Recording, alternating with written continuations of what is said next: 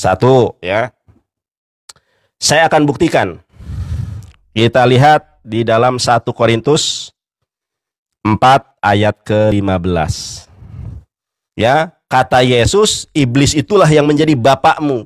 Tidak pernah ada di dalam Bible yang mengaku sebagai iblis atau sebagai bapak. Itu mohon maaf, oke ya, ini diskusi ya. Sebab kata Paulus, sekalipun kamu mempunyai beribu-ribu pendidik dalam Kristus, kamu tidak mempunyai banyak bapa, karena akulah yang dalam Yesus Kristus telah menjadi bapakmu. Dan ternyata Paulus itu mengaku satu gambar satu diri dengan Yesus, karena akulah yang dalam Kristus. Yohanes 10 ayat 30, Bapa dan aku adalah satu. Ternyata Pauluslah yang dimaksud Bapa itu. Makanya Yesus mengatakan, ya, di dalam ayat ini, iblislah yang menjadi bapakmu dan kamu ingin melakukan keinginan-keinginan bapakmu. Ia adalah pembunuh manusia sejak semula.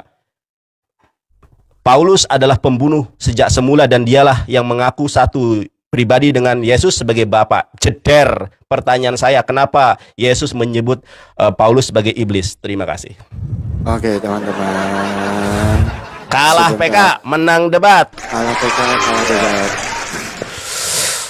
Jawab. Ya, gini ya teman-teman ya. Teman-teman mungkin Nandar ini kan udah lama berdiskusi. Giliran KPR 9, Kisah Para Rasul 9 ayat 1 ditunjukkannya datanya, ya kan? Terus 1 Korintus 4 ayat 15 ditunjukkan datanya. Terus yang Yohanes aja, iblis adalah bapamu, kenapa tidak disebutkan ayat berapa? Jadi kita bisa cross check, kita bisa baca sama-sama, kita bisa lihat perikopnya. Ya, tolong disebutkan dengan tuntas ya Nandar ya. Setelah ini silahkan. Nanti. Shhh, jangan kejang-kejang nanti ya. Itu, tolong disebutkan biar kita bisa tanggapi. Jangan cuman dibacakan tidak disebutkan, tapi giliran Kisah Para Rasul 9 ayat 1 dibacakan, 1 Korintus 4 ayat 15 dibacakan. Itu. Setelah ini ya Nandar ya, tolong disebutkan ya. Oke, teman-teman. Oki ini tidak bisa membedakan antara jin dan iblis. Pertanyaan saya, iblis itu golongan dari mana? Ya golongan jin. Hah? Lah kamu kira iblis itu golongan mana? Iblis itu adalah golongan dari jin, Nandar. Makanya saya sampaikan, ketika Nandar itu sudah terjepit teman-teman, memang saya akui, Nandar ini kalau masalah ngeles dia jago. Tapi enggak apa-apa, kita sudah terbiasa dengan lesannya Nandar. Ya, oke Nandar. Memang betul di dalam Islam, jin dan iblis itu tidak sama. Tapi ingat, semuanya sama-sama berasal dari golongan jin. Mau dibantah data saya kalau iblis itu berasal dari golongan jin? Silakan bantah pakai data. Setelah ini saya tunjukkan datanya. Kalau iblis itu berasal dari golongan jin. Nah makanya kita bahas itu. Nah ketika Nandar tadi bilang kalau Roh Kudus itu bersahabat dengan iblis, datanya mana Nandar? Tuhan Yesus itu dibawa ke padang gurun oleh Roh Kudus, bukan berarti Roh Kudus itu bersahabat dengan iblis. Itu cuma ilmu cocok logi. Ya, itu cuma ilmu cocok logi Nandar. Tidak seperti saya. Tertulis dengan jelas di dalam hadis Nandar, walaupun Nandar tidak mau bahas ini ya teman-temannya, karena dia tidak mampu teman-teman. Tapi kita akan tunjukkan teman-teman ya. Sebentar, di dalam mana datanya tadi ya? Di dalam Tirmizi ayat yang ke-18. Di sini jelas disebutkan ya Nandar ya. Janganlah kalian beristinja dengan kotoran dan tulang, karena sesungguhnya ia adalah makanan saudara kalian dari bangsa jin. Nah, golongan dari jin itu adalah iblis. Nandar mau bantah data saya? Hah? Nandar mau bantah data saya? Silahkan. Kalau Nandar mau bilang iblis itu bukan berasal dari golongan jin, bantah data saya pakai data dan dalil. Ayo. Ya teman-temannya. Oke, silakan Nandar jawab. Kenapa Nandar? Di dalam Tirmizi 18, ya, kenapa di dalam Tirmizi 18 itu disebut sebagai saudaranya dari bangsa jin? Kenapa? Jawab pakai data dan dalil. Ingat, iblis itu adalah golongan jin Nandar. Ya, nah teman-teman, itu pertanyaan pertama saya. Pertanyaan kedua saya dengan Nandar, saya mau tanya Nandar, arsinya Allah, singgasananya Allah itu ada di mana Nandar? Tolong jawab pakai data dan dalil. Jangan Nandar bilang ini tidak ada hubungannya dengan tema. Setelah ini saya akan tunjukkan. Saya cuma minta Nandar menjawab. Itu. arsinya Allah, singgasananya Allah itu ada di mana? Jawab pakai data dan dalil ya Nandar ya. Itu pertanyaan saya. Kalau Nandar nggak mau jawab, nanti kita akan tunjukkan. Jangan bilang ya teman-teman ya. Itu tidak ada korelasinya, jangan. Itu nanti saya akan tunjukkan korelasinya sebelum saya bukakan data-data yang lain. Nah untuk Nandar silakan sebutkan Yohanes 8 ayat berapa tadi Nandar? Yang iblis adalah bapamu. Biar saya tanggapi. Seperti saya. Yohanes 8:44. Nah, biar nanti saya tanggapi ya teman-teman ya. Biar nanti saya tanggapi Yohanes 8 ayat 44. Karena ada waktu 46 detik kita tanggapi dulu. Yohanes 8 ayat yang ke-44. Jadi gini diskusi itu jelas ya kan. Yohanes 8 ayat yang ke-44. Oke, iblislah yang menjadi bapamu dan kamu ingin melakukan keinginan-keinginan bapamu. Ia adalah pembunuhan manusia sejak semula dan tidak hidup dalam kebenaran sebab di dalam dia tidak ada kebenaran. Apabila ia berkata dusta, ia berkata atas kehendak sendiri sebab ia adalah pendusta dan bapak segala pendusta. Anda lihat dong berbicara tentang apa itu? Keturunan Abraham yang tidak berasal dari Allah, yang tidak mengakui Yesus Kristus mati disalibkan. Betul. Gak nyambung. Itu dia Aduh. Kalah PK, menang debat. Kalah PK. Aduh, ini sultannya pada kemana nih? Masa kita menang debat kalah PK nih, pada sultan pada kemana nih? Tap-tap layar guys, tap-tap layar ya. Lain ditanya, lain dijawab ya. Yang saya tanya kenapa Paulus disebut iblis? Jawabannya itu keturunan Abraham. Oke. Nggak apa-apa teman-teman ya. Roh Kudus bekerja sama dengan iblis itu Matius 4 ayat 1. Dibaca dong ayatnya. Kenapa malu membaca ayat itu? Roh Kudus membawa Yesus ke padang gurun untuk dicobai iblis. Saya membawa Oki ke Rum Bom Bom untuk didebatkan dengan Bom Bom. Itu saya bekerja sama dengan Pak Bom Bom. Membawamu ke si Rum si Bom Bom. Misalnya kayak gitu. Masa logika semacam ini saja dia tidak paham? Ya. Nandar, oke begini ya. Saya bangsa manusia. Engkau bangsa manusia. Saya punya nama Yonatan Nandar. Engkau punya nama Bang Oki. Apakah kau dan saya ini sama? Tidak. Ya, iblis itu dari golongan jin, tetapi tidak semua jin itu adalah iblis. Oki adalah manusia, tidak setiap manusia bernama Oki. Masa nalar begitu aja nggak jalan? Oki dari golongan manusia, ya, Oki dari golongan manusia. Tidak setiap manusia bernama Oki. Sama, iblis dari golongan jin. Tidak semuanya golongan jin itu bernama iblis. Yang dimaksud iblis di dalam Al-Quran dan syariat Islam adalah ajajil. Nih, saya tunjukkan ya. Menurut syariat Islam, ajajil adalah nama iblis sebelum membangkang. Sebelum diciptakannya Adam, ajajil pernah menjadi imam para malaikat, Sayyidul al-Malaikat, dan Hajin al-Jannah, bendahara surga, selama beberapa puluh ribu tahun sebelum membangkang kepada Allah. Di dalam agama Kristen itu namanya Lucifer, malaikat terang. Ya, masa gini aja nggak paham? Saya ulangi, ajajil nama iblis sebelum dia membangkang perintah Allah sujud kepada Adam. Setelah membangkang kepada Allah, namanya iblis. Iblis inilah yang tidak akan pernah mati sampai hari kiamat. Sedangkan jin itu bisa mati. Makanya umat Islam jangan melempar air panas ke toilet, karena disitulah tempat jin, di tempat-tempat kotor. Ya, karena jin itu bisa mati. Masa membedakan hal yang semacam ini saja nggak mampu? Ya. Si Oki kalau bertanya itu nggak ada korelasinya dengan tema yang kita bahas, apa larinya kemana-mana. Baik, ya. Jadi di dalam Islam maupun di dalam ajaran Yahudi, Allah itu punya sekinah, ya, punya sekinah dia, punya singgasana. Makanya terima kasih Bang Joro, terima kasih semuanya, Bang Hap-Hap.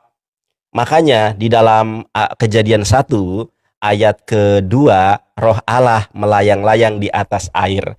Jadi baik di dalam Islam maupun di dalam ajaran Yahudi, singgasananya Allah itu berada di atasnya air. Tetapi bukan air yang ada di bumi.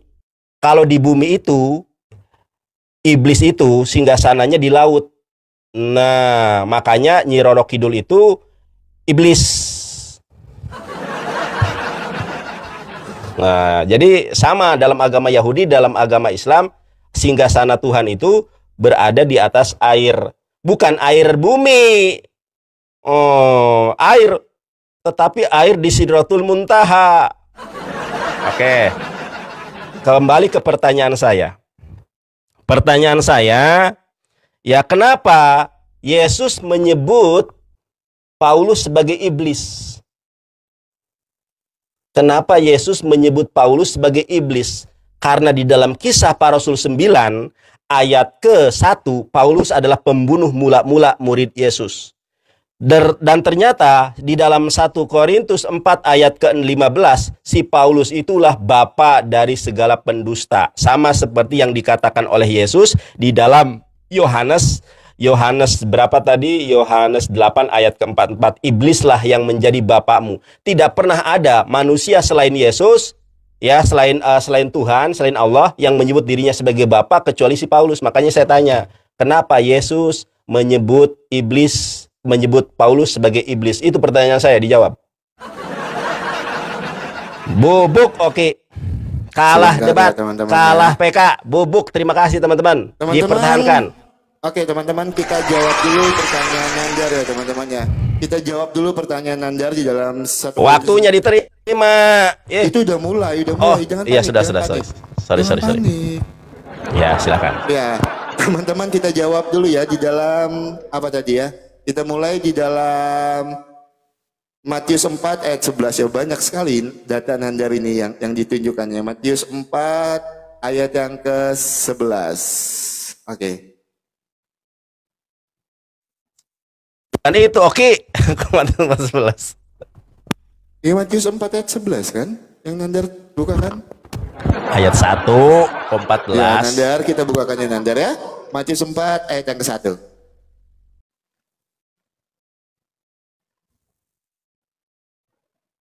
Maka Yesus dibawa oleh Roh Kudus ke padang gurun untuk dicobai iblis. Nandar, sebentar waktu saya.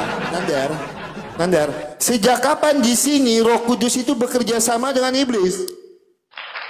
Di sini Tuhan Yesus itu malah dibawa ke padang gurun itu dipimpin oleh Roh Kudus, Bang Nandar. Makanya setelah itu lihat, lalu iblis meninggalkan dia dan lihatlah malaikat-malaikat datang melayani Yesus. Mana datanya? Sejak kapan iblis itu bekerja sama? Sejak kapan iblis bekerja sama dengan Roh Kudus? Lihat dong ayat terakhirnya, ayat yang ke-11. Lalu iblis meninggalkan dia dan lihatlah malaikat-malaikat datang melayani Yesus. Makanya karena Yesus dipimpin oleh Roh Kudus, Bang Nandar, Tuhan Yesus tidak kalah di dalam pencobaan itu. Sedangkan Adam yang pertama itu kalah oleh pencobaan iblis. Dan Tuhan Yesus sebagai Adam yang kedua itu tidak kalah dengan pencobaan iblis. Mengendar, sejak kapan di situ kerjasama antara iblis dan Roh Kudus? Itu ya teman-teman ya.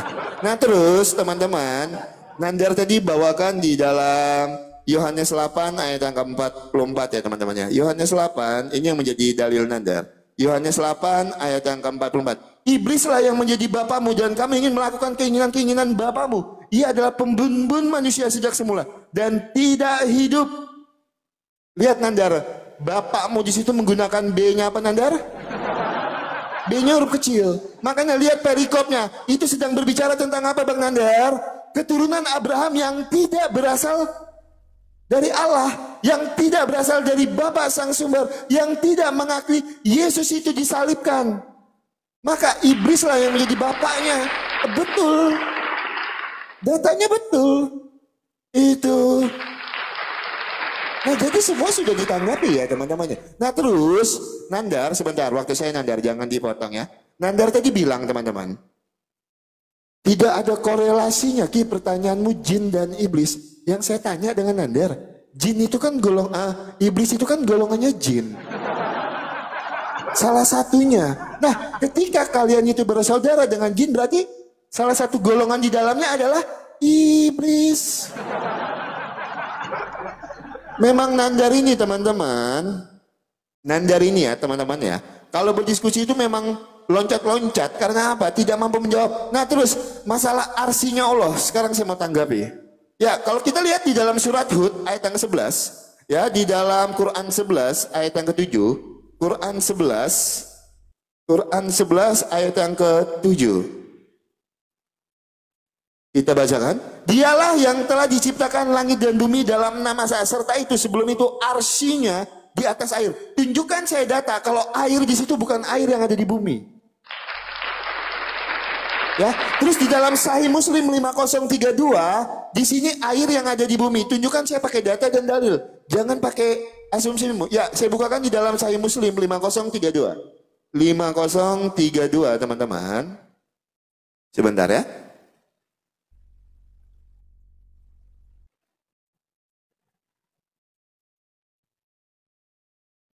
Iblis meletakkan singgasananya di atas air, lalu ia mengirim bala tentaranya. Nandar, tunjukkan saya kalau air di sini adalah air yang ada di bumi, pakai data dan dalil. Terus kalau di dalam surat Hud ayat yang ke-7, itu bukan di bumi, pakai data dan dalil ya Nandar ya. Tolong berikan saya perbedaannya ya, pakai data dan dalil ya. Baik. Oke. Inilah, kamu kalau mau debat dengan saya belajar Islam dulu, nanti kalah lagi. Kalah PK, kalah debat. Terima. Nah, ini harus teman-teman perhatikan ya. Saya dan Oki adalah manusia. Saya namanya Nandar, ini adalah Oki, sama-sama manusia. Oki Kristen, Nandar Islam. Ya, jin juga ada Islam, ada yang kafir.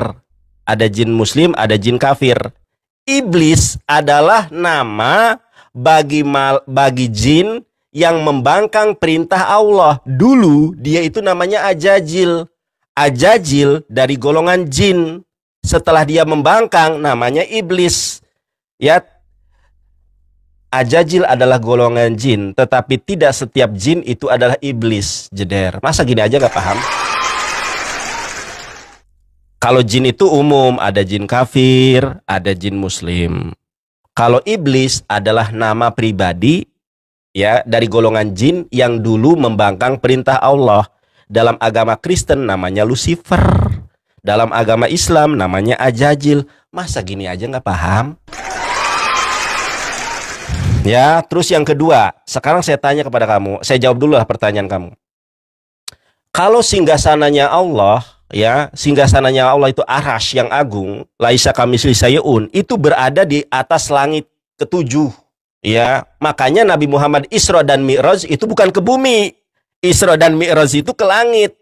Ya, dari Masjidil Haram ke Masjidil Aqsa, dari Masjidil Aqsa ke Sidratul Muntaha. Ini aja sudah dalil, sudah sangat jelas. Sedangkan singgasana iblis itu di laut bumi. Ya, bukan di air, di langit. Orang tugasnya iblis itu adalah menyesatkan manusia, masa dia di atas sana, ngawur aja. Aduh, oke. Makanya ya orang-orang Jawa menyebutnya Ratu Kidul. Ratu Kidul lah, itulah yang disebut iblis. Oke.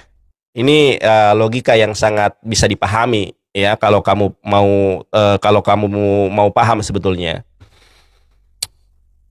Sekarang saya tanya kepada Anda ya, untuk membuktikan kalau Roh Kudus itu bekerja sama dengan iblis. Saya tanya kepada kamu. Maka Yesus dibawa oleh Roh Kudus ke padang gurun untuk dicoba iblis. Sekarang saya tanya, yang datang untuk gini. Maka Yesus dibawa oleh Roh Kudus ke padang gurun untuk dicobai iblis. Sekarang saya tanya, yang mendatangi itu iblis atau Yesus? Yang datang untuk dicobai itu iblis atau Yesus? Atau gini, yang menemui itu iblis atau Yesus? Kan Yesus. Yesus yang dibawa oleh Roh Kudus ke padang gurun untuk bertemu iblis. Bukan iblis yang dibawa ke padang gurun untuk bertemu dengan Yesus. Seandainya Roh Kudusmu tidak membawa Yesus ke padang gurun, gak ada terjadi pencobaan. Ternyata pencobaan itu adalah skenario dari Roh Kudus agar Yesus dicobai. Coba kalau Roh Kudusnya tidak membawa Yesus ke padang gurun, tidak akan terjadi. Makanya simpulannya adalah kalau Yesus tidak dibawa ke padang gurun, tidak mungkin bertemu dengan iblis. Pertanyaan saya, yang membawa Yesus ke padang gurun itu siapa? Hah? Roh Kudus. Makanya saya katakan, simpulannya adalah Roh Kudus bekerja sama dengan iblis. Karena kalau Roh Kudus, kenapa Roh Kudus malah membawa Yesus ke padang gurun? Kenapa dia nggak membawa ke Yerusalem? Kenapa dia nggak membawa ke Betseba? Kenapa ke padang gurun? Coba. Bukannya ditolong untuk menghindari iblis, malah dia, Roh Kudus, membawa Yesus sengaja bertemu dengan iblis. Saya tanya, Yesus yang menemui iblis atau iblis yang menemui Yesus? Saya tanya ya. Pertanyaan saya singkat, jelas, padat. Yang bertemu apa? Yang mendatangi itu Yesus atau iblis? Yang mendatangi itu adalah Yesus atau iblis? Yang mendatangi untuk bertemu itu adalah iblis atau Yesus? Kalau ternyata Yesus yang mendatangi iblis, berarti Roh Kudus bekerja sama dengan iblis. Itu simpulannya. Itu konklusinya. Karena kalau tidak dibawa oleh Roh Kudus, maka tidak akan terjadi pencobaan. Kalau terjadi pencobaan, karena Roh Kuduslah yang menemui Yesus kepada iblis. Siapa yang mendatangi untuk dicobai, Yesus atau iblis? Jeder. Kalah PK, kalah debat. Pasti jawabannya kemana-mana. Oke, teman-teman. Ya, kita jawab dulu teman-teman. Ya, bobok. Kita gunakan logikal falasinya Nandar. Oke, ketika Nandar menyampaikan kalau Roh Kudus itu bekerja sama dengan iblis di padang gurun untuk mencobai Tuhan Yesus, harusnya iblis menang dong di situ. Karena apa? Dia bekerja sama dengan Roh Kudus. Tapi apa? Langsung terdiam kan? Iblis meninggalkan dan Tuhan Yesus menang atas pencobaan itu. Karena Adam yang pertama kalah dalam pencobaan, Tuhan Yesus menang dalam pencobaan itu, Nandar. Nah, Nandar, sebentar. Gua diam karena waktu lu, oke, bukan terdiam langsung. Ya emang waktu lu, lanjut. Maka Yesus dibawa oleh Roh Kudus ke padang gurun untuk dicoba iblis. Lihat ayat yang ketiga. Lalu datanglah si pencoba itu dan berkata kepadanya, jika engkau anak Allah, perintahkanlah supaya batu-batu ini menjadi roti. Yang datang siapa, Nandar? Lihat ayat ketiga. Lalu datanglah si pencoba itu dan berkata kepadanya, jika engkau anak Allah, diperintahkanlah supaya batu ini menjadi roti. Tetapi Yesus menjawab, ada tertulis, manusia hidup bukan dari roti saja, tetapi dari setiap firman yang keluar dari mulut Allah. Nah, ketika Nandar ingin memaksakan kalau di situ Roh Kudus bekerja sama dengan iblis, harusnya Tuhan Yesus kalah dalam percobaan itu, Nandar. Tetapi apa? Tuhan Yesus menang. Karena apa? Tuhan Yesus dibimbing oleh Roh Kudus. Sesederhana itu, sesimpel itu, Nandar. Ya, teman-teman, berkali-kali saya sampaikannya. Inilah Nandar, ketika dia ditanya tidak mampu menjawab, dia akan memutar-mutar ke sana kemari tentang jin dan iblis tadi. Sebentar saya tunjukkan dengan Nandar.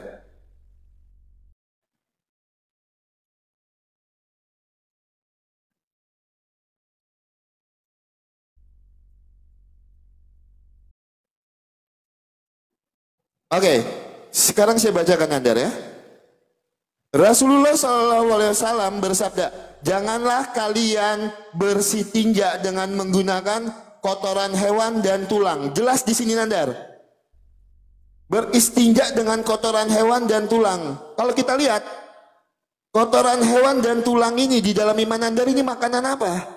Makanan jin dan setan. Terus Nandar mau membedakan, di sini ada jin kafir, ada jin yang Islam. Nandar, ini baca. Janganlah kalian beristinja dengan menggunakan kotoran hewan dan tulang, karena sesungguhnya ia adalah makanan saudara kalian dari bangsa jin. Kalau kita lihat, kotoran hewan dan tulang ini makanan apa? Dalam Islam, tulang dan kotoran hewan, terutama yang sering dianggap sebagai makanan jin dan setan.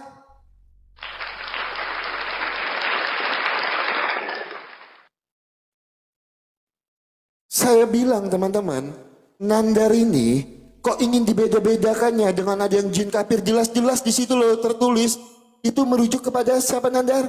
Orang-orang yang beristinja Nandar dengan menggunakan kotoran hewan dan tulang. Makanya ada peringatan, janganlah kalian beristinja dengan menggunakan kotoran hewan dan tulang, karena sesungguhnya ia adalah makanan jin saudara kalian dari bangsa jin. Nandar. Nah terus kalau Nandar tidak mengaku itu, oke, saya tambahkan satu data lagi Nandar. Saya tambahkan satu data lagi. Di dalam Sahih Bukhari 1898. Sahih Bukhari 1898. Sebentar ya teman-teman ya. Oke, kita tunjukkan teman-teman.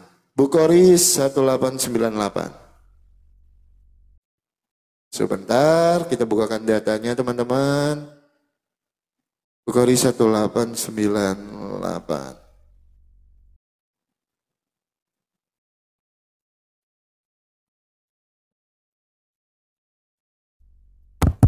Terima kasih banyak Bang Pargos, terima kasih banyak.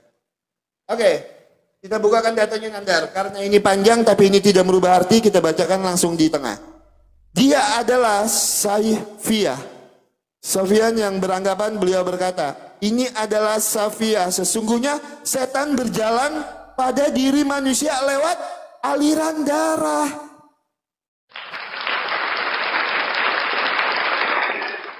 Bahkan ada di dalam aliran darah Nandar.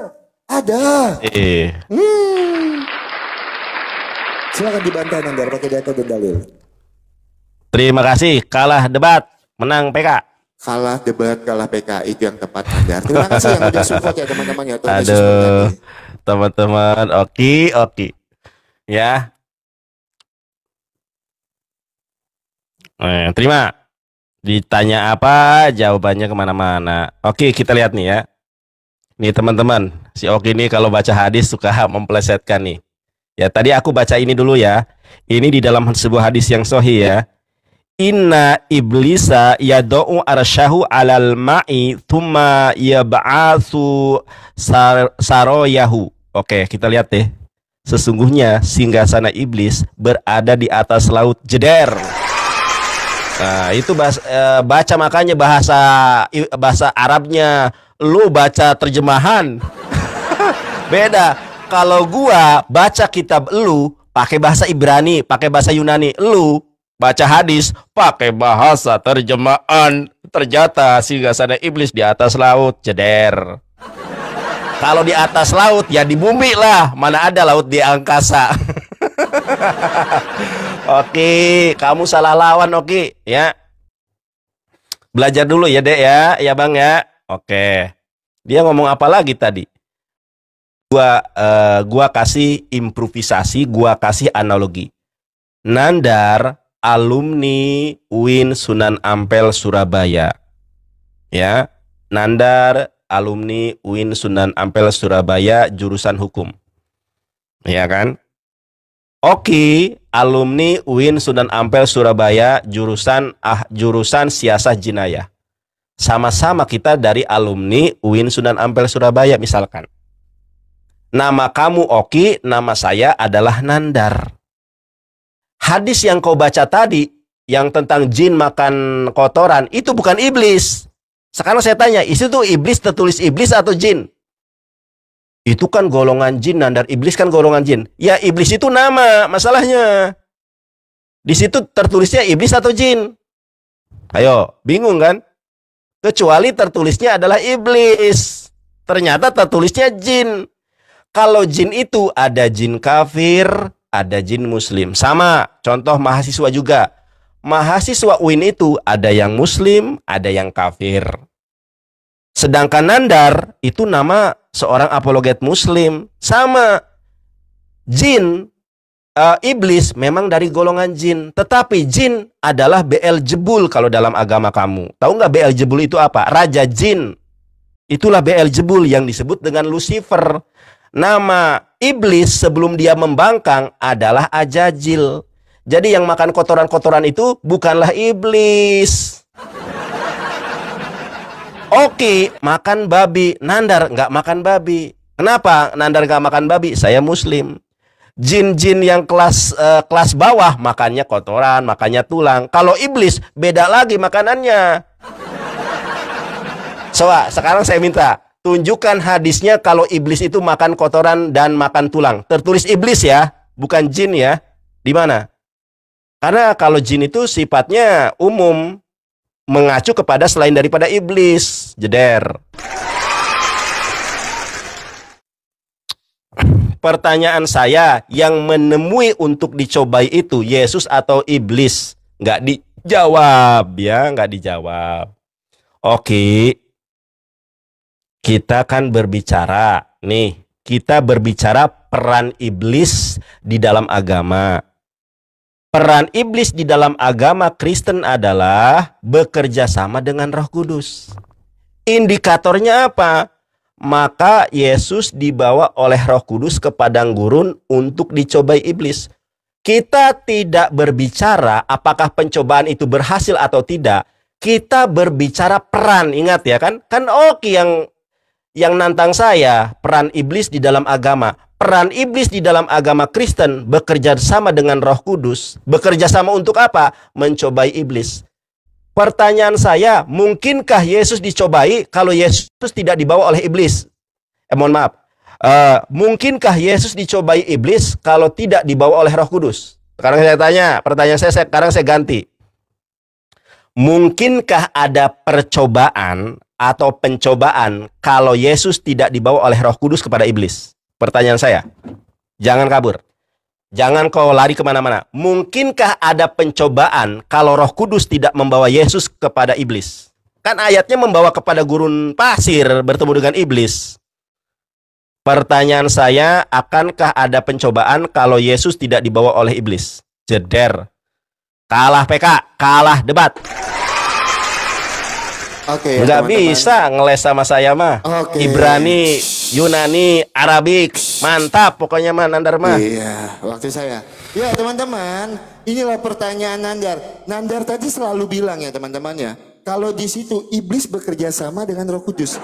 Kita gunakan analogi dan akal sehat kita. Kalau memang iblis dan Roh Kudus di situ bekerja sama, harusnya Tuhan Yesus itu kalah seperti Adam yang pertama. Tetapi apa Nandar? Tuhan Yesus itu menang. Melewati segala pencobaan itu Nandar. Ada di situ iblis itu bekerja sama dengan Roh Kudus. Yonatan Nandar, pahami? Kalau saya misalnya ya, saya bekerja sama dengan Nandar berdiskusi untuk mengalahkan Nabi Rong gitu. Karena kita bekerja sama makanya Nabi Rong kalah. Gitu. Kelas ecek-ecek dijadikan contoh ya melawan Bambang Nursena gitu. Waktu saya jangan ini, jangan kejang-kejang. Ya jadi logika Nandar itu udah tidak nyambung teman-teman. Dan kita teman-teman tidak butuh data dan dalil yang bercocok logi untuk mengatakan apa yang tertulis di dalam iman Nandar. Tapi kalau Nandar itu butuh cocok logi. Coba sebutkan saya, di mana di situ tertulis iblis bekerja sama dengan Roh Kudus? Mana? Nah, lihat ayat ketiganya. Maka datanglah si pencoba. Di situ iblis datang untuk mencobai Tuhan Yesus. Tetapi apa Nandar? Tuhan Yesus mampu melewati segala sesuatunya. Dan Tuhan Yesus tidak kalah di dalam pencobaan itu. Tidak seperti Adam yang pertama yang kalah dengan pencobaan iblis. Simple ya teman-teman. Makanya lihat di ayat yang ke-11-nya. Lalu iblis meninggalkan dia dengan apa? Dengan kekalahan. Dia tidak sanggup mencobai Tuhan Yesus. Ya Nandar ya. Itu. Nah teman-teman, Nandar tadi bilang, adakah di situ perkataan? Adakah di situ perkataan kalau di situ makanan iblis? Nandar. Makanya saya bilang Nandar ini melebih-lebihkan ya. Di situ jelas-jelas tertulis beristinja dengan kotoran hewan. Itu adalah makanan siapa Nandar? Itu adalah makanan iblis. Nah, Nandar tidak mengakui kalau iblis yang ditulis di situ, teman-teman, karena di situ tertulisnya jin. Saya akui itu. Di situ tertulisnya jin, betul. Betul itu. Itu tertulisnya jin. Tapi jangan dilupakan, iblis itu adalah golongan dari jin. Female voice. Iblis. Male voice. Lolly voice. Sebentar. Salah sebentar guys. Suara gak jelas kayak robot. Nggak ada suara kayak robot. Tes. Ya, Nandar jangan salah pahami di situ. Iblis itu adalah golongan dari jin. Itu yang pertama. Yang kedua Nandar bilang tadi dengan tegas, di mana ada laut di angkasa? Di mana ada laut di angkasa? Sekarang saya tunjukkan datanya. Di dalam Sahih Bukhari 3082.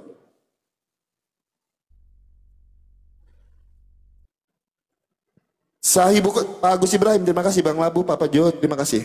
Ya, Sahih Bukhari 3082. Adapun tanda pertama hari kiamat adalah api yang muncul dari akan menggiring manusia dari timur menuju barat. Dan adapun makanan pertama penduduk surga adalah hati ikan paus. Nah, kalau Nandar bilang nanti nggak ada laut, terus hati ikan pausnya dapat di mana? Kita sama-sama tahu teman-teman, ikan paus itu hidupnya di laut.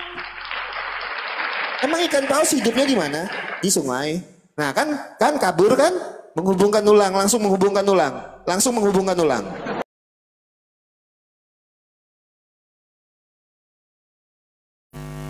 Nah, ya sekarang saya tanya dengan Nandar.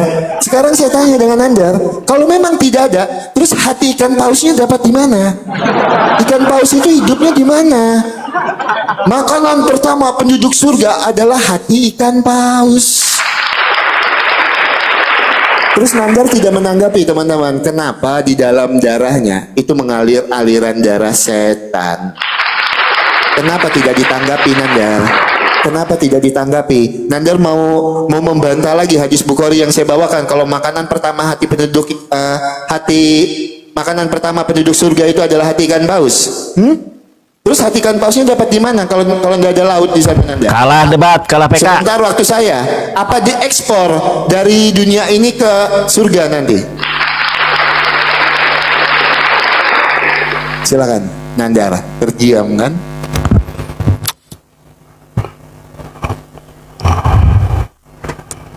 Oke, ini sudah gua jelaskan beberapa kali teman-teman ya. Ini memang hanya untuk orang yang pintar. Hanya orang pintar ya. Sudah saya berulang kali jelaskan. Jin belum tentu iblis. Jin itu belum tentu iblis karena jin itu adalah umum. Kalau iblis adalah nama salah satu jenis jin yang membangkang perintah Allah, disebutnya ajajil. Setelah membangkang disebut iblis. Paham apa enggak sih? Makanya saya tanya, Bang Oki, yang makan kotoran dan tulang itu tertulisnya jin apa iblis? Nggak ada, Bang, tertulis iblis, tertulisnya jin, berarti bukan. Karena Anda sudah mengakui, di situ tertulisnya iblis atau jin. Hanya Anda membacanya iblis, padahal tulisannya jin. Ya. Tulisannya jin, dibacanya iblis. Kenapa sih nggak jujur? Kan ada lagunya dari Ariel Noah. Jujurlah padaku bila kau tak sanggup jawab. Membedakan jin dan iblis saja tidak sanggup. Sekali lagi saya ultimatum. Jin, iblis adalah salah satu jenis jin yang membangkang perintah Allah ketika disuruh bersujud kepada Adam. Iblis tidak akan pernah mati selama-lamanya sampai hari kiamat. Sedangkan jin itu bisa mati. Paham nggak sampai sini? Coba kau cari di Google, di Meta IA, di AI, di EA. Semua kalau kita mau mencari kebenaran pasti ketemu itu jawabannya. Ya. Pertanyaan saya tidak dijawab. Oki yang saya kasihi, yang Oki yang nantang debat tema ini siapa? Ini kan Oki toh. Nih. Ini kan Oki tuh. Nah, dia blokir saya teman-teman tuh. Gara-gara kalah debat blokir saya tuh, nggak ada fotonya tuh. Nah, di sini teman-teman lihat nih. Ya.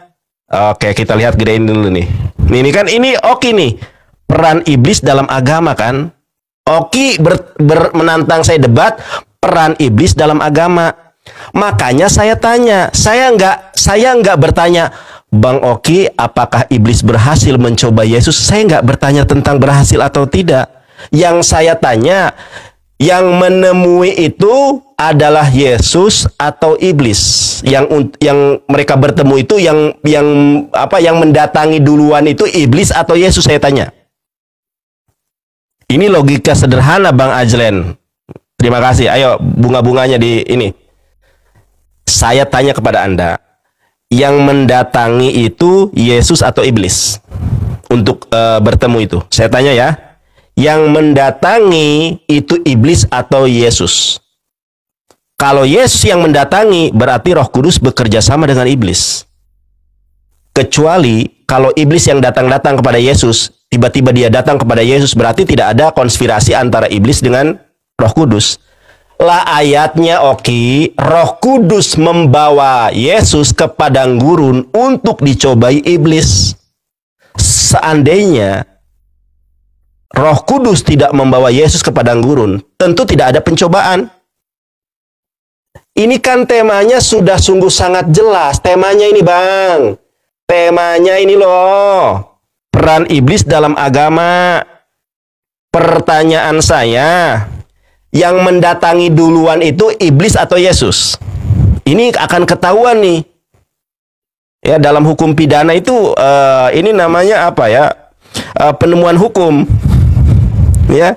Akan jelas ini siapa yang melakukan delik pidana, siapa yang tidak. Coba kau baca lagi ya. Saya tanya lagi. Saya tanya nih, yang mendatangi itu Yesus atau iblis ketika dicobai?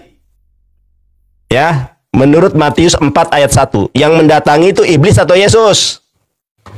Coba kau baca lagi, Ki. Baca. Nih, Ki. Coba buka mata hatimu. Maka Yesus dibawa oleh Roh Kudus ke padang gurun untuk dicobai iblis. Pertanyaan saya, di sini yang mendatangi itu adalah Yesus atau iblis? Coba saya tanya sekali lagi, yang mendatangi ini Yesus atau iblis? Kan temanya peran iblis dalam agama. Nah, simpulan dari ayat ke-1 pasal ke-4 itu, Roh Kuduslah yang bekerja sama dengan iblis sehingga dia membawa Yesus ke padang gurun untuk dicoba iblis. Kalau Roh Kudus yang membawa ke warteg, Yesus makan ya ikan goreng. Sayangnya membawanya ke padang gurun. Jeder, kalah debat, kalah PK. Iya, sebenarnya sudah saya jawab. Waktunya belum. Silakan diterima. Buru-buru amat, pasti jawabannya ngalor ngidul. Aduh, ya Nandarnya memang begini ya teman-teman. Tapi kita harus paham ya. Oki ngeblokir Nandar. Saya tidak pernah ngeblokir siapapun ya teman-teman. Dulu pernah sekali, saya akui itu, saya pernah ngeblokir. Tapi sekarang saya tidak ada blokir dia teman-teman ya. Tidak ada ya. Dulu sekali saya pernah blokir dia karena kesel ngomongnya kasar. Itu. Tapi sekarang saya tidak pernah blokir dia. Mau saya tunjukkan, nggak perlu kan? Itu oke. Teman-teman, sekarang kita mau jawab ya. Nandar bertanya dari tadi hal yang sudah saya jelaskan. Itu. Dan Nandar tidak dapat membuktikan secara eksplisit. Nandar tidak dapat membuktikan secara eksplisit kalau iblis bekerja sama dengan Roh Kudus. Itu loh. Di mana datanya? Nandar, ayat yang pertama, maka Yesus dibawa oleh Roh Kudus ke padang gurun untuk dicobai iblis. Ayat yang pertama. Makanya jangan cuma fokus di ayat pertama. Ayat yang kedua, dan setelah berpuasa 40 hari dan 40 malam, akhirnya laparlah Yesus. Ya. Ayat yang ketiga ini menjawab semuanya. Lalu datanglah si pencoba itu dan berkata kepadanya, jika engkau anak Allah, perintahkanlah supaya batu-batu ini menjadi roti. Ayat yang ketiga menjawab semua pertanyaan Nandar. Tuh, nah seperti yang saya sampaikan teman-teman, ini sebenarnya inilah logikal falasi Nandar. Ya, kalau orang yang bekerja sama, harusnya di situ Tuhan Yesus kalah dalam pencobaan itu, teman-teman. Seperti yang Adam pertama kalah dalam pencobaan. Tetapi apa? Lihat di ayat ke-11 Nandar. Ayat yang ke-10. Maka berkatalah Yesus kepadanya, enyahlah iblis, sebab ada tertulis, engkau harus menyembah Tuhan Allahmu, dan hanya kepada Dia sajalah engkau berbakti. Ayat yang ke-11. Lalu iblis meninggalkan dia, dan lihatlah malaikat-malaikat datang melayani Yesus. Jadi tidak pernah Nandar bisa membuktikan kalau iblis bekerja sama dengan Roh Kudus, ya Nandar ya. Itu jelas. Nah teman-teman, Nandar tuh kemana-mana ya teman-teman ya. Sudah saya sampaikan, iblis itu adalah golongan dari jin. Nah di situ kotoran hewan itu adalah makanan jin yang mana memang kalau Nandar ingin membedakan. Makanan jin yang mana memang kotoran itu kalau Nandar mau membedakan. Hah? Kalau Nandar mau membedakan, memang itu makanan yang mana, jin yang mana. Nandar, sudah saya sampaikan, di dalam iman Nandar, iblis itu adalah golongan jin. Terus, Nandar tidak mau menanggapi lagi teman-teman. Setelah saya tunjukkan datanya, tidak ada laut di angkasa. Terus kalian dapat hati ikan paus makanan penduduk surga itu di mana? Kalau tidak ada laut Nandar, bukankah ikan paus itu ada di laut? Hah? Di mana itu? Pertanyaan saya yang terakhir jangan Nandar, karena waktunya udah mau habis teman-teman. Nandar, siapa yang mengutus jin untuk berbuat, siapa yang mengutus setan di dalam iman Nandar untuk berbuat maksiat? Jawab pakai data dan dalil. Siapa yang mengutus setan untuk menyesatkan orang-orang di dalam iman Nandar? Nanti kita akan dapat teman-teman apa perannya nih. Siapa sebenarnya yang membuat kita tersesat? Kita lihat dulu siapa yang mengutus. Kalau misalnya teman-teman saya analogikan, misalnya ada BD narkoboy gitu kan, suruhannya ketangkap, itu nanti akan kedapatan siapa BD-nya yang sesungguhnya. Melalui apa? Melalui suruhannya ini. Sekarang saya mau tanya dengan Nandar, jawab jujur. Siapa yang mengutus setan di dalam iman Nandar atau iblis untuk menyesatkan? Jawab pakai data dan dalil Nandar. Jawab secara jujur, mulai berubah mukanya. Nanti kita akan dapat kesimpulannya teman-teman, siapa sebenarnya yang menyesatkan kita ini. Ya Nandar ya, tolong jawab pakai data dan dalil. Kenapa ada hati ikan paus ketika Nandar tadi berbicara? Kalau di angkasa itu nanti tidak ada laut, ya kan? Kenapa bisa penduduk surga itu makanannya hati ikan paus? Aduh. Waktu saya jangan Nandar, ya. Yang kedua Nandar, oke, masalah surat Tirmizi ayat hadis Tirmizi 18 kita kesampingkan. Oke, Nandar tidak mengaku itu tidak masalah. Yang kedua, siapa yang mengutus setan untuk menyesatkan di dalam iman Nandar? Jawab pakai data dan dalil, silakan. Baik.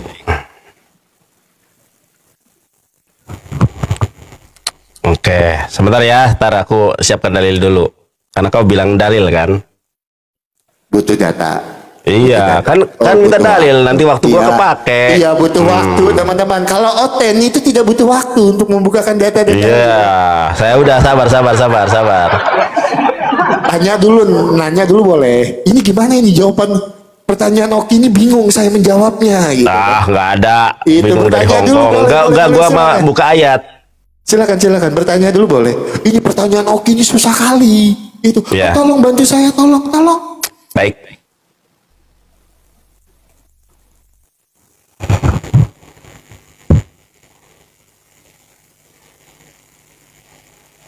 Oke, Quran surat. Baik. Halo.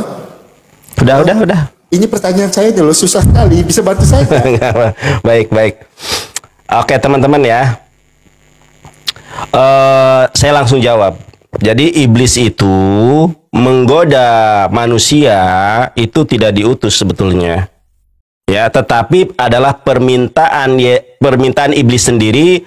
Makanya ketika memahami Al-Qur'an itu ada yang namanya tafsir bil ma'sur, memahami ayat Quran dengan ayat Quran. Ada metode bil riwayah, memahami Al-Qur'an dengan hadis-hadis yang sahih. Jadi kenapa iblis itu menyesatkan kita? Karena iblislah ketika dia terusir dari sorga, dia meminta untuk menggoda anak-anak Adam. Kita lihat ayatnya ya.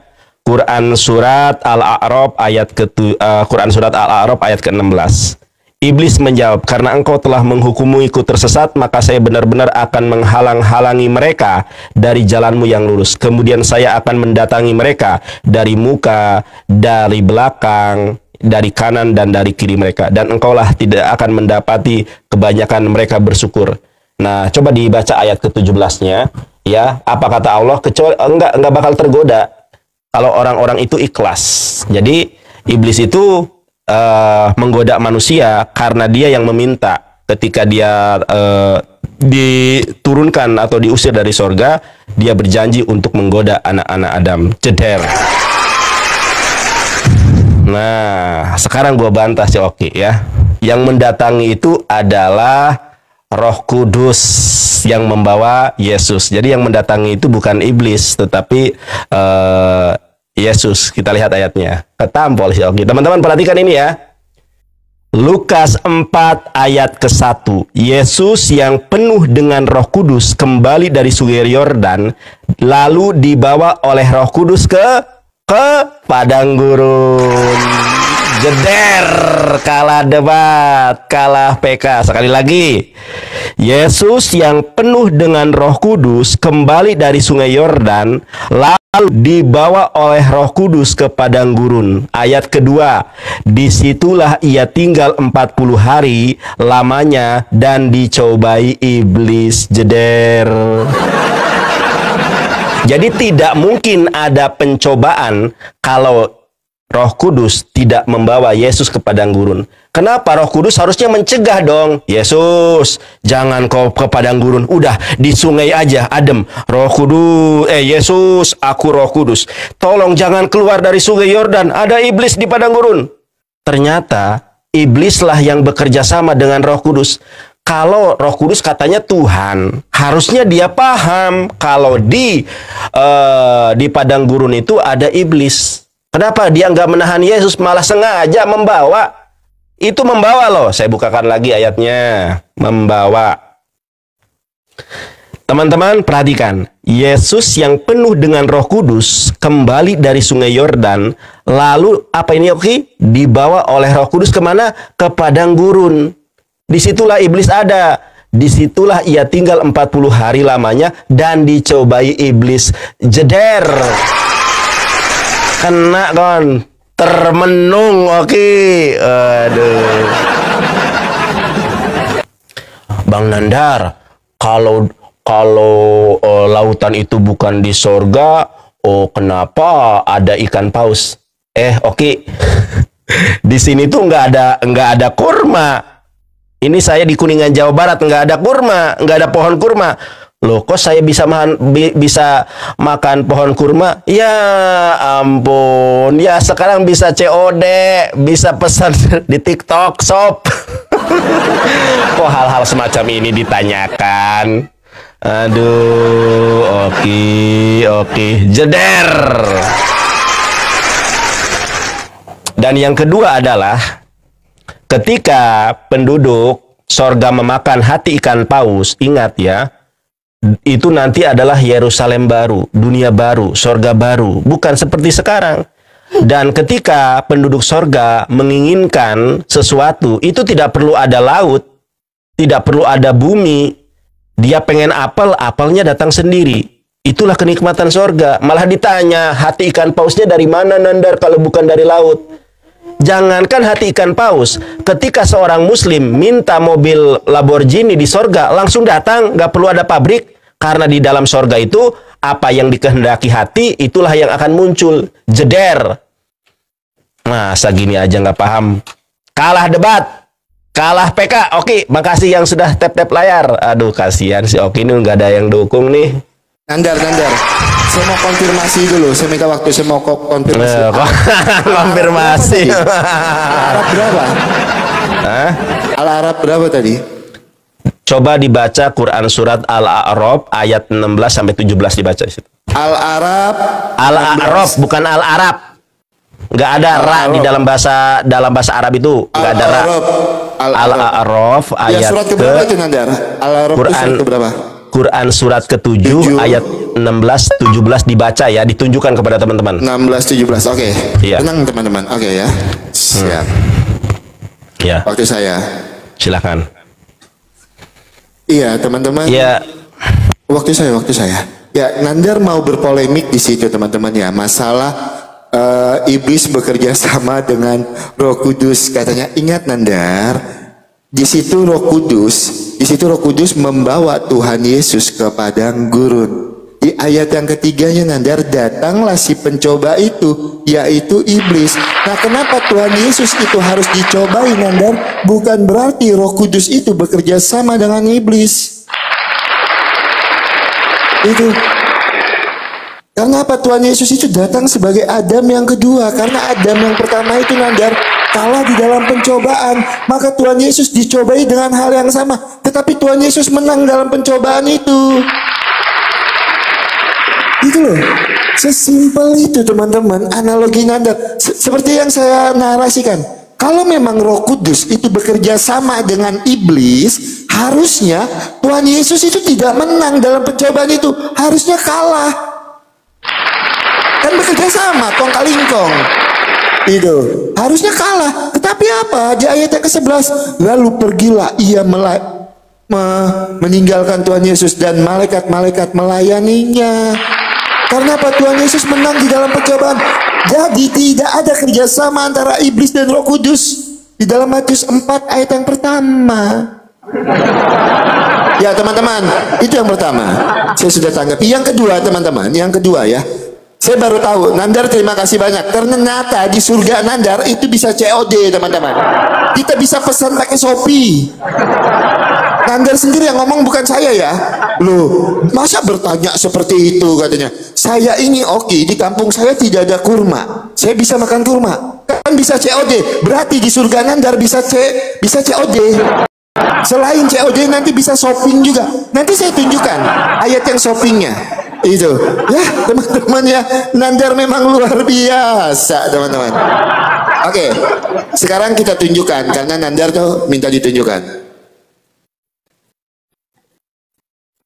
Al-Araf ayat yang ke-16 kata Nandar tadi ya.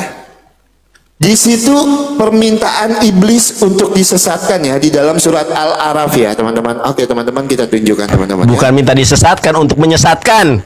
Balik-balik Ya. sih, oke. Itu iblis meminta untuk disesatkan di dalam Al-Araf ya teman-teman ya. Oke, kita baca. Astagfirullah. Sebentar Nandar. Al-Araf ayat yang ke-16 dan 17. Ia dalam kurung iblis menjawab, karena engkau telah menyesatkan aku, pasti aku akan selalu menghalangi mereka dan jalanmu yang lurus. Siapa yang menyesatkan Nandar? Lanjut ayatnya, lanjut. Sebentar.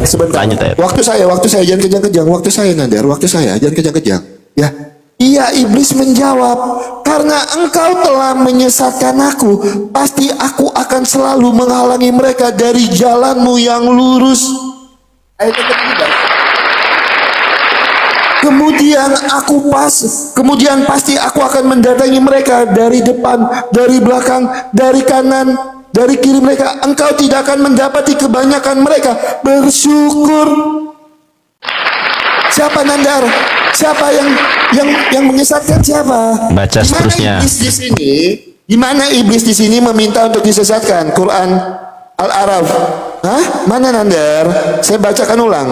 Iya, iblis menjawab, karena engkau telah menyesatkan. Terus lanjut ayatnya, Ki. Sebentar, waktu saya. Pasti aku akan selalu menghalangi mereka dari jalanmu yang lurus. Sekarang saya tambah ya. Saya tambah ayatnya. Quran 7 ayat 16. Quran 7 ayat, oh itu sama ya teman-teman ya. Sebentar. Quran 15 ayat yang ke-39. Quran 15 ayat yang ke-39. Sekarang saya tambahkan. Surat Al-Hijr ayat yang ke-39. Ia iblis berkata, Tuhanku, karena engkau telah menyesatkan aku, sungguh aku akan menjadikan kejahatan terasa indah bagi mereka di bumi, dan sungguh aku akan menyesatkan mereka semua. Selamat datang di kebenaran. Al-Hijr ayat yang ke-39, data Nandar surat Al-Araf ayat yang ke-16 dan ke-17. Siapa di situ Nandar yang minta disesatkan? Mana ada perkataan iblis? Hah? Jelas dikatakan Nandar di dalam Quran 7 ayat yang ke-16. Saya cuma membacakan yang tertulis ya teman-teman ya, tidak mengurang-urangi, tidak melebih-lebihkan. Ia iblis menjawab, karena engkau telah menyesatkan aku. Habis waktunya. Terima kasih. Tuhan Yesus berkati. Kalah PK, menang debat. Aduh si Oki nih, ya ampun. Oki. Sebentar Ki ya. Butuh waktu. Sabar. Butuh waktu. Berarti Oki, ini waktumu lagi closing. Iya kan? Oh, aku closing. Iya, waktumu lagi toh. Ya, Nandar udah mulai terjepit ya teman-temannya. Ya, jadi teman-teman ya. Saya tegaskan dulu ya. Di dalam iman Kristen teman-teman, tidak pernah Tuhan Yesus itu mengutus iblis untuk menyesatkan kita ya teman-teman ya, kecuali ada yang comot-comot ayat Alkitab ya. Ini teman-teman Kristen di bawah, saya yakin kalian sudah pada pintar, karena setelah ini teman-teman akan ada ayat yang dikutip Nandar setelah ini ya, untuk mengatakan kalau Tuhan kita itu menyesatkan. Tapi teman-teman Kristen di bawah itu udah pintar semua, udah cerdas semua, saya yakin dan percaya tidak akan termakan oleh premingan Nandar ya. Gitu. Ya teman-teman, jadi gini, dari hasil diskusi ini teman-teman bisa tahu ya, Bang Rod terima kasih. Teman-teman bisa tahu apa peran iblis di dalam agama.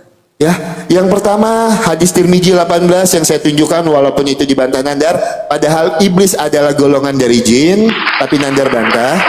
Gitu. Nah, terus di dalam mengenai arsinya di dalam surat Hud ayat yang ke-11, Quran 11 ayat yang ke-7, kalau arsy Allah itu ada di atas air, dan itu sama dengan Muslim 5032, arsy iblis di atas air. Tapi Nandar bilang kalau arsy Allah di atas air ini tidak air yang ada di bumi. Walaupun Nandar tidak menunjukkan data dan dalilnya. Itu adalah arsy yang ada di angkasa, kata Nandar ya. Arsinya Allah yang ada di atas air ini, itu yang ada di angkasa. Sedangkan arsinya iblis yang ada di dalam Muslim 5032 itu adanya di bumi. Jadi di situ perbedaannya. Walaupun sama-sama di atas air, ya teman-teman ya.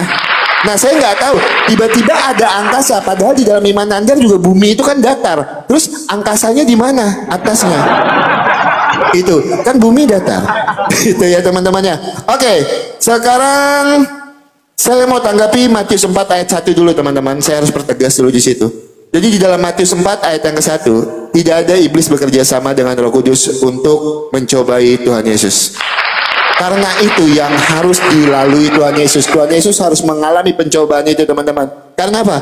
Tuhan Yesus mengambil rupa manusia di dalam Yohanes 1 ayat 14 itu untuk menjadi Adam yang kedua teman-teman. Ya, Tuhan Yesus mengambil rupa manusia, menambahkan dui natur. Sang Firman itu menambahkan dui natur kemanusiaannya. Di dalam Yohanes 1 ayat 14, Firman itu telah menjadi manusia dan diam di antara kita untuk apa teman-teman? Untuk menjadi Adam yang kedua. Karena apa? Adam yang pertama itu sudah kalah dalam pencobaan teman-teman. Nah, maka Adam yang kedua ini, yaitu Yesus Kristus, itu tidak kalah di dalam pencobaan iblis.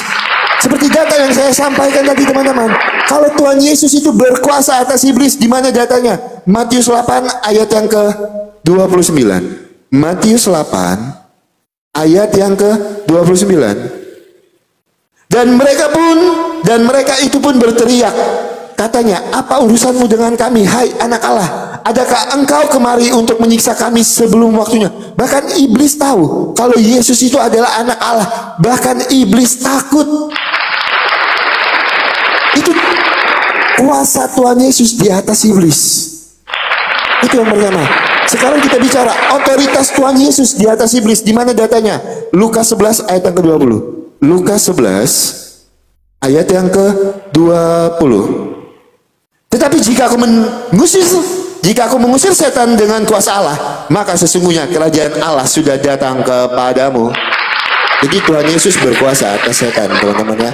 Nah, Nandar, jadi tolong Nandar jawab dengan jujur di dalam surat Al-Araf ayat yang ke-16 dan Al-Hijr ayat yang ke-39. Siapa yang menyesatkan iblis, Nandar, di situ? Apakah atas permintaan iblis sendiri? Ya, atau memang Allah yang menyesatkan iblis di dalam Al-Araf ayat yang ke-7? Karena kita sedang berbicara peran iblis di dalam agama. Jadi teman-teman, di dalam iman Kristen, iblis adalah malaikat Allah yang jatuh ke dalam dosa karena kesombongannya, karena dia menyetarakan dirinya dengan Allah, dan tidak ada peran iblis di dalam iman Kristen, ya. Apalagi peran iblis untuk mencobai Tuhan Yesus, ya teman-teman ya. Tidak ada kerjasama antara Roh Kudus dan iblis untuk mencobai Tuhan Yesus. Terima kasih untuk Yonatan Nandar. Mohon maaf kalau sore ini saya harus membuat Nandar bubuk lagi. Jangan kapok berdiskusi dengan saya, Nandar. Tolong pertanggungjawabkan Al-Araf ayat yang ke-16 dan 17, Al-Hijr ayat yang ke-39. Ya, hidup untuk Kristus, mati adalah sebuah keuntungan. Terima kasih teman-teman. Tuhan Yesus berkati. Kalah PK, menang debat. Kalah PK, kalah debat. Oke. Aduh Sinan. Oke, terima kasih. Inilah orang-orang Kristen ini kalau baca ayat Quran nggak pernah mau selesai, teman-teman. Kita buka ya, Al-Hijr ya, Quran surat Al-Hijr ya. Nah, dibaca dari atas Ki, kalau baca itu. Nih teman-teman, Dia Allah berfirman, kalau begitu keluarlah dari sorga, karena sesungguhnya kamu terkutuk, dan kutukan itu tetap menimpa kamu hingga hari kiamat. Ia, iblis, berkata. Jadi iblis dengan jin itu adalah dua hal yang berbeda. Ya, sudah saya sampaikan tadi. Saya nggak kembali ke situ ya. Itu sudah saya berulang. Tuhanku kalau begitu, biarlah penangguhan sampai hari kiamat. Ya, sampai hari beri penangguhan sampai hari manusia dibangkitkan. Allah berfirman, baiklah, maka sesungguhnya kamu termasuk yang diberi penangguhan sampai hari yang telah ditentukan, yaitu hari kiamat. Ia, iblis, berkata, oleh karena engkau telah memutuskan bahwa aku sesat. Ini oke. Oleh karena engkau telah memutuskan atau telah menentukan ya, karena pembangkangan terhadap Allah bahwa iblis adalah sesat. Lihat bahwa aku sesat, aku pasti akan jadikan kejahatan terasa indah bagi mereka manusia di bumi, dan aku akan menyesatkan mereka semuanya kecuali hamba-hambamu yang terpilih di antara mereka. Dia Allah berfirman, ya, ini adalah jalan yang lurus kepadaku. Sesungguhnya kamu iblis tidak kuasa atas hamba-hambaku kecuali mereka yang mengikutimu, yaitu orang-orang yang sesatu. Jeder. Masa begini saja nggak paham? Karena iblis menolak untuk bersujud kepada Adam karena kesombongannya, lalu Allah menghukumi iblis menjadi tersesat karena membangkang perintah Allah. Lalu iblis itu negosiasi sama Allah, ya Allah, kalau engkau menghukumiku sebagai kelompok yang sesat, beri tangguh kepadaku agar aku tidak mati sampai hari kiamat. Aku akan menyesatkan manusia, ya, dari keluar jalanmu yang lurus. Kata Allah, ya, orang-orang yang mengikuti itulah nanti akan tersesat. Sementara orang-orang yang ikhlas, yang ada tauhid di dalamnya, yang ada la ilaha illallah Muhammad Rasulullah, itulah yang tidak akan tersesat.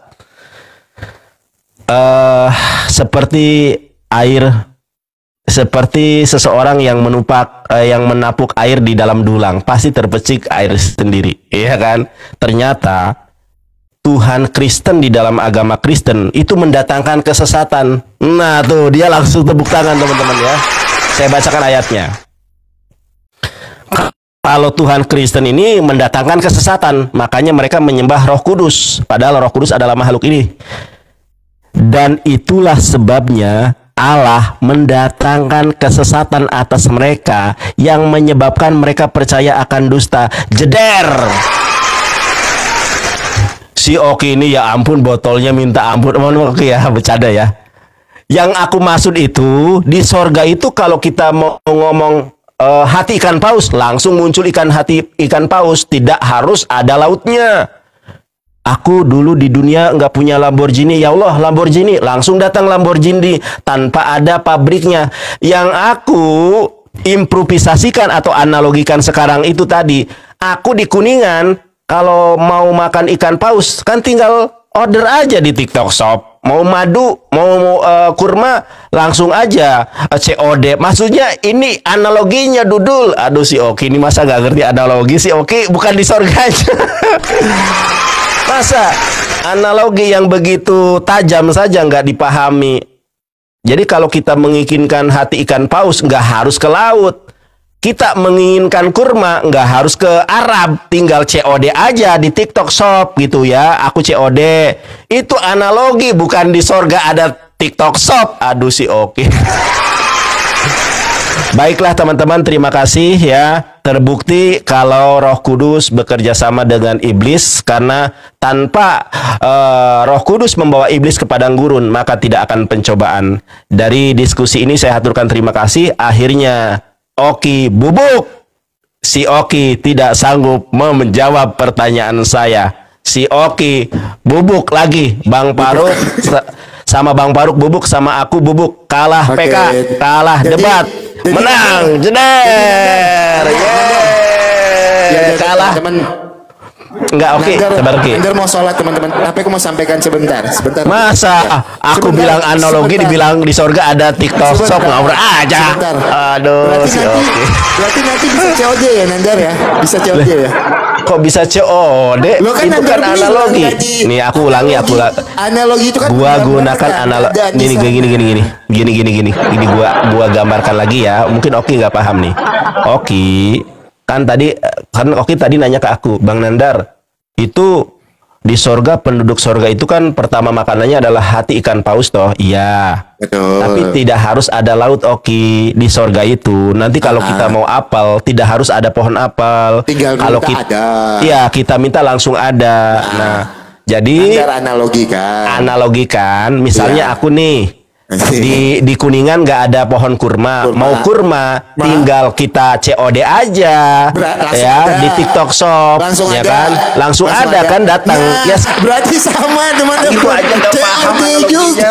Ya ampun Oki, masa gitu aja paham. Meskipun di Kuningan nggak ada pohon kurma, kalau aku mau kurma bisa order di TikTok Shop, di Shopee. Sekarang gini, kalau Nandar kan melalui COD. Nah kalau di surga hati ikan paus melalui COD apa? Ya di dalam surga mah nggak ada COD, langsung datang kan? Oh langsung datang. Kun payakun gimana sih Aduh si Oki ini ya ampun. Si Oki di Oki. Di dalam surga itu kita mau apa saja langsung datang. Kabur. Sebentar. Udah mau jam 6 Bang Nandar harus sholat. Iya. Terima kasih banyak ya. Terima kasih ya Ki ya. Sama-sama. Mohon maaf kalau ada kata-kata yang salah ya Ki ya. Saya juga mohon maaf ya. Iya, sama-sama.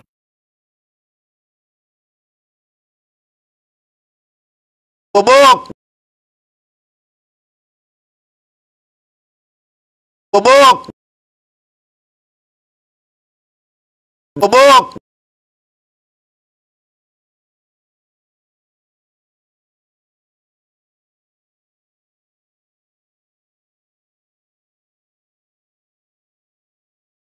Aduh.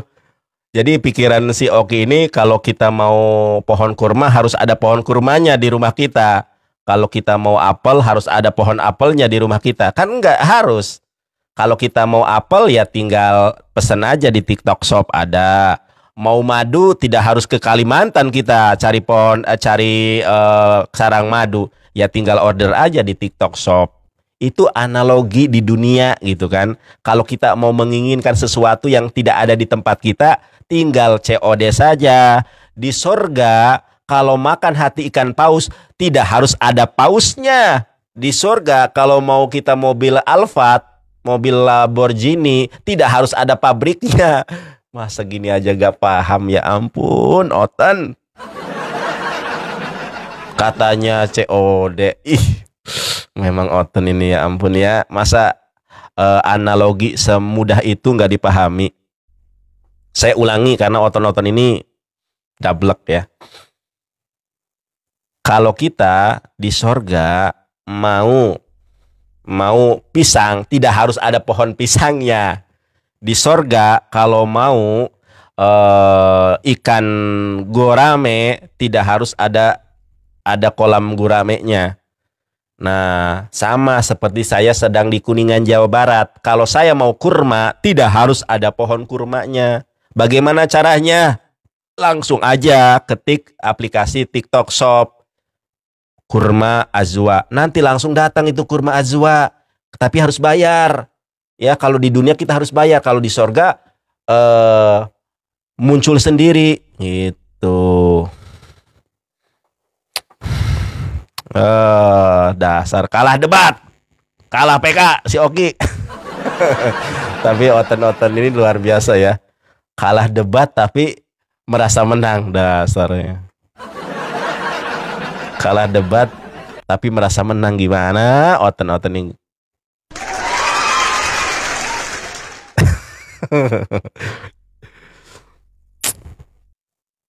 Kita tunggu sampai maghrib ya. Barangkali ada yang masih ngasih bunga-bunga, silahkan. Yang mau ngasih bunga-bunga bolehlah. Biar oten panas. Yuk bunga-bunganya dihabiskan teman-teman. Nah gitu dong Rawit. Kita sudah menang PK, sudah menang debat. Masa bunganya disisain? Ayo habiskan. Nanti habis Isya kita injili lagi oten. Nah kayaknya nanti ada oten lagi nih. Ya dihabiskan bunganya. Kemenangan ini, kemenangan kita nih. Ya. Si Oki yang nantang debat, ya yang kalah debat, kalah PK. Aduh si Oki kalah debat, kalah PK, nggak tega aku. Di sini maghribnya 17.48. Ini 44, kurang 4 menit lagi, habiskan bunganya. Kita menang debat, menang PK, menang semuanya. Ternyata Roh Kudus bekerja sama dengan iblis, mendatangkan membawa Yesus ke padang gurun. Coba kalau Roh Kudus tidak membawa Yesus ke padang gurun, nggak akan ada pencobaan.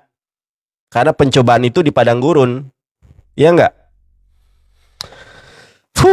Paus Rosa, aduh Bunda Rosa, mana pausnya Bun? Bang Edis TV bang, nggak bakal berani. Edis TV, si RK, si Joseph, nggak berani teman-teman.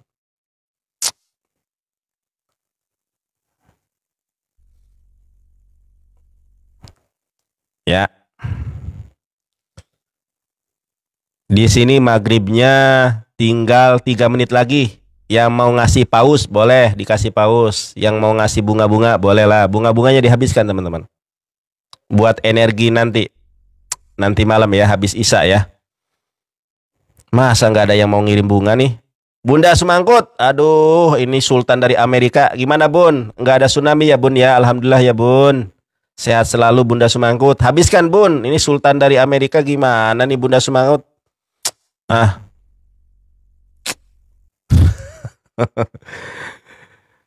Oten-oten kejang-kejang nih.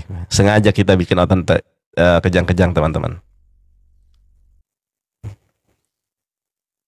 Nah, kalau Edis berani tinggal jambak saya toh. Gampang toh. Kalau misalnya Edis berani naik aja ke saya dulu, Nandar. Aduh, Bunda Sumangkut, Sultan dari Amerika, dari Los Angeles. Makasih, Bun. Kemana aja nih Bunda Sumangkut nih? Sehat selalu bundaku yang suaranya bagus. Sehat selalu. Salam buat Romonya, Bun. Habiskan, Bun. Biar oten-oten kepanasan, Bun.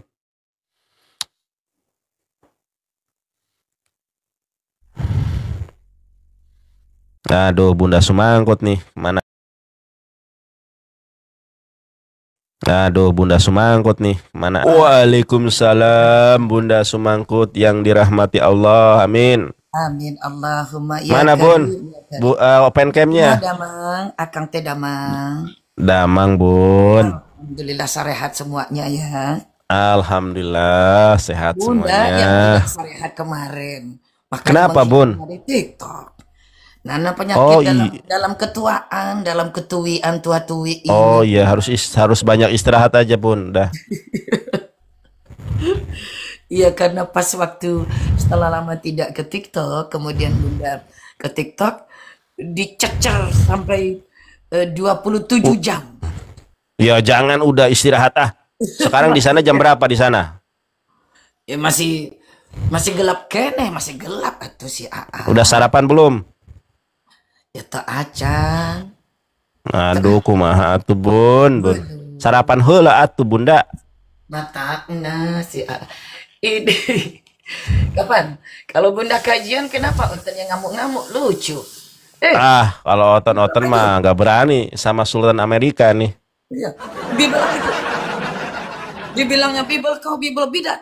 Dah, Bibel tahun 1800, datuknya aja belum lahir. Oton sudah kelojotan bun. Mbah buyutnya aja belum keluar, belum muncul.